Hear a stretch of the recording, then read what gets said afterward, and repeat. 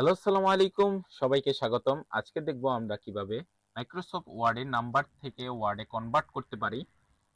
এটা আমরা যেকোনো সংখ্যাকে আমরা অতি সহজে ফর্মুলার মাধ্যমে করে নিতে পারবো। তার জন্য আমাদের কন্ট্রোল F9 প্রথমে চাপতে হবে। চাপার পর সমান সমান দিয়ে আমাদের যে সংখ্যাটি আমরা করতেছি, যেমন উপরে আমি 1000 করেছি 1000। এখন আমি যেকোনো একটি সংখ্যা তুলে নিলাম, যেমন 1275 সাপোজ।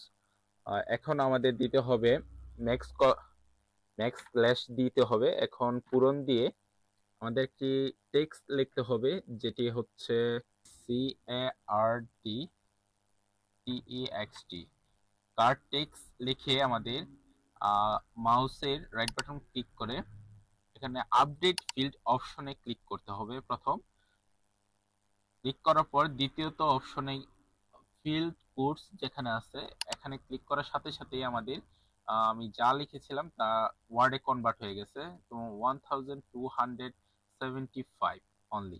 সবাইকে ধন্যবাদ। অতি সহজে এবং শর্টকাটে আপনি যে কোনো নাম্বার টু ওয়ার্ডে আপনি কনভার্ট করে নিতে পারবেন।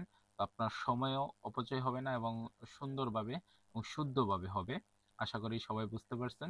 ধন্যবাদ। আসসালামু আলাইকুম।